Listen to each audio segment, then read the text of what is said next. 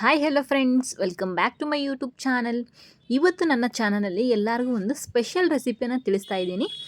Recipe ಹೆಸರು ಬಂದುಬಿಟ್ಟು egg stuffed capsicum ಅಂತ ಹೇಳ್ಬಿಟ್ಟು, ಇಲ್ಲಿ ಕ್ಯಾಪ್ಸಿಕಮ್ನಲ್ಲಿಯೇ ಆಮ್ಲೆಟ್ ಮಾಡೋದಂತ ಕೂಡ ನೀವು ಇಲ್ಲಿ ಹೇಳ್ಬೋದು. ಬನ್ನಿ ಫ್ರೆಂಡ್ಸ್, ಹಾಗಾದರೆ ನೋಡೋಣ ಯಾವ ರೀತಿ ಮಾಡೋದಂತ. ಮೊದಲಿಗೆ ನಾನು ಇಲ್ಲಿ 3 ಕ್ಯಾಪ್ಸಿಕಮನ್ನು ತೆಗೆದುಕೊಂಡಿದ್ದೀನಿ. ನಿಮಗೆ ಕ್ವಾಂಟಿಟಿ ಎಷ್ಟು ಬೇಕೋ ನೀವು ಅಷ್ಟು ನೋಡ್ಕೊಂಡ್ಬಿಟ್ಟು ತೆಗೆದುಕೊಳ್ಳಿ. ಇವಾಗ ನಾನು ಕ್ಯಾಪ್ಸಿಕಮನ್ನು ಕ್ಲೀನಾಗಿ ತೊಳೆದುಕೊಂಡು ಇವಾಗ ನಾನು 1/4 ಭಾಗದಷ್ಟು ಮಾತ್ರ ಕ್ಯಾಪ್ಸಿಕಮನ್ನು ನಾನು ಕಟ್ ಮಾಡ್ಕೊಳ್ತಾ ಇದ್ದೀನಿ. ಕಟ್ ಮಾಡ್ಕೊಂಡ ನಂತರ ಒಳಗಡೆ ಇರುವ ಎಲ್ಲ ಕ್ಯಾಪ್ಸಿಕಮ್ ಬೀಜಗಳನ್ನು ನಾವು ಈಚೆ ತೆಗೆದುಬಿಡಬೇಕು. ನೋಡಿ, ಈ ರೀತಿಯಾಗಿ ನಾನು ಕಟ್ ಮಾಡ್ಕೊಂಬಿಟ್ಟು ಎಲ್ಲ ಬೀಜವನ್ನು ತೆಗಿತಾ ಇದ್ದೀನಿ. ನಂತರ ನಾನು ಇಲ್ಲಿ ಕಟ್ ಮಾಡ್ಕೊಂಡಿರುವ ಕ್ಯಾಪ್ಸಿಕಮ್ಗೆ ಇವಾಗ ಒಂದೊಂದೇ ಆಗಿ ಮೊಟ್ಟೆಯನ್ನು ಒಡೆದು ಹಾಕ್ಕೊಳ್ತಾ ಇದ್ದೀನಿ. ಇಲ್ಲಿ ನೋಡಿ, ನಿಮಗೆ ಒಂದು ಕ್ಯಾಪ್ಸಿಕಮ್ಗೆ ನಾನು ಇಲ್ಲಿ 1 ಮೊಟ್ಟೆಯನ್ನು ಹಾಕ್ಕೊಂಡಿದ್ದೀನಿ. ಇಲ್ಲಿ 1 ಮೊಟ್ಟೆ ಹಾಕ್ಕೊಂಡ್ರೇ ಕರೆಕ್ಟ್ ಆಗುತ್ತೆ. ಇವಾಗ ನಾನು ಈ ರೀತಿಯಾಗಿ ಎಲ್ಲ 3 ಕ್ಯಾಪ್ಸಿಕಮ್ಗೆ ಕೂಡ ಅಷ್ಟೇ 3 ಮೊಟ್ಟೆಯನ್ನು ಒಂದೊಂದಾಗಿ ಒಡೆದುಕೊಂಡು ನಾನಿವಾಗ ಕ್ಯಾಪ್ಸಿಕಮನ್ನು ಹಾಕ್ಕೊಳ್ತಾ ಇದ್ದೀನಿ. ಕ್ಯಾಪ್ಸಿಕಮಲ್ಲಿ ನಾವು ಈ ರೀತಿಯಾಗಿ ಮೊಟ್ಟೆಯಿಂದ ಆಮ್ಲೆಟ್ ಮಾಡ್ಕೊಳ್ಳೋದ್ರಿಂದ ತುಂಬ ರುಚಿಯಾಗಿ ಬರುತ್ತೆ, ತುಂಬ ಟೇಸ್ಟಿ ಕೂಡ ಇರುತ್ತೆ.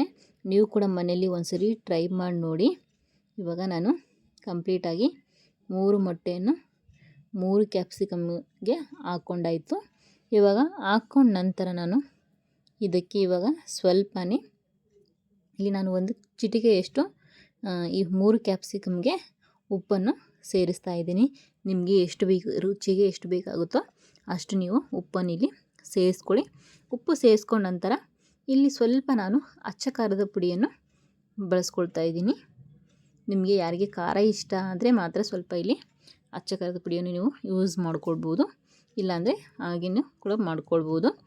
ನಂತರ ನಾನು ಇಲ್ಲಿ ಇದಕ್ಕೆ ಸ್ವಲ್ಪ ಫ್ಲೇವರ್ಗೋಸ್ಕರ ನಾನು ಇಲ್ಲಿ ಗರಂ ಮಸಾಲೆಯನ್ನು ಸೇರಿಸ್ತಾ ಇದ್ದೀನಿ. ಇದು ಕೂಡ ಅಷ್ಟೇ ಚಿಟಿಕೆಯಷ್ಟೇ ನಾನು ಗರಂ ಮಸಾಲೆಯನ್ನು ಸೇರಿಸ್ತಾ ಇದ್ದೀನಿ. ಗರಂ ಮಸಾಲೆ ಸೇರಿಸ್ಕೊಳ್ಳೋದ್ರಿಂದ ತುಂಬ ಇನ್ನೂ ಇದ್ರ ರುಚಿ ಇನ್ನೂ ಹೆಚ್ಚಾಗುತ್ತೆ, ಹಾಗೆ ಫ್ಲೇವರ್ ಕೂಡ ಇನ್ನೂ ತುಂಬ ಚೆನ್ನಾಗಿರುತ್ತೆ.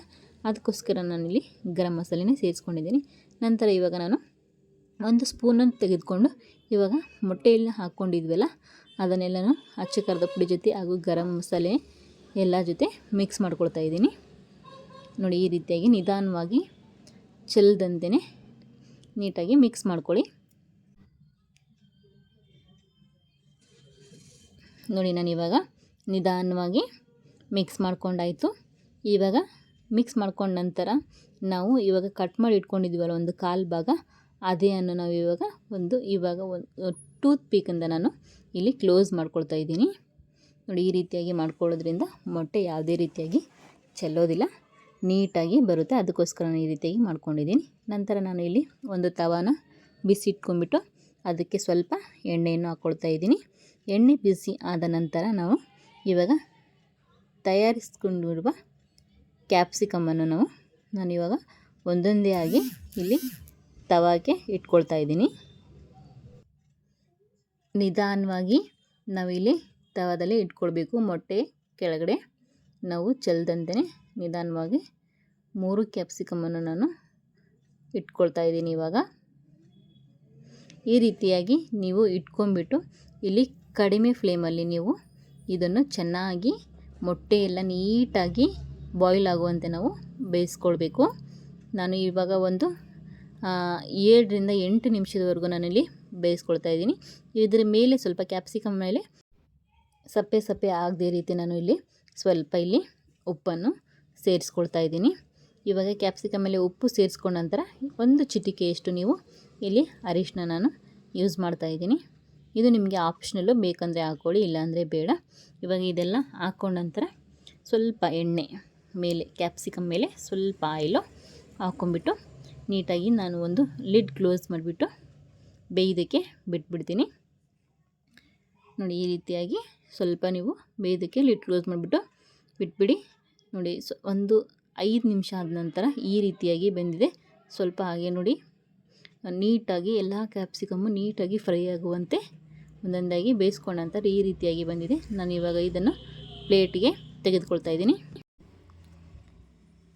ನೋಡಿ ಈ ರೀತಿಯಾಗಿ ಫೈನಲ್ ಆಗಿ ಎಗ್ ಸ್ಟಫ್ಡ್ ಕ್ಯಾಪ್ಸಿಕಮ್ ರೆಡಿಯಾಗಿದೆ. ನಾವು ಇವಾಗ ಟೂತ್ ಪಿಕ್ಕನ್ನು ನಾವು ಇವಾಗ ಆಚೆ ತೆಗೆದುಕೊಳ್ತಾ ಇದ್ದೀನಿ. ಆಚೆ ತೆಗೆದುಕೊಂಡ ನಂತರ ಇವಾಗ ಒಂದೊಂದೇ ಆಗಿ ನೀವು ಓಪನ್ ಮಾಡಿ ನೋಡಿ. ತುಂಬ ಚೆನ್ನಾಗಿ ಬಂದಿದೆ ಎಗ್ ಸ್ಟಫ್ಡ್.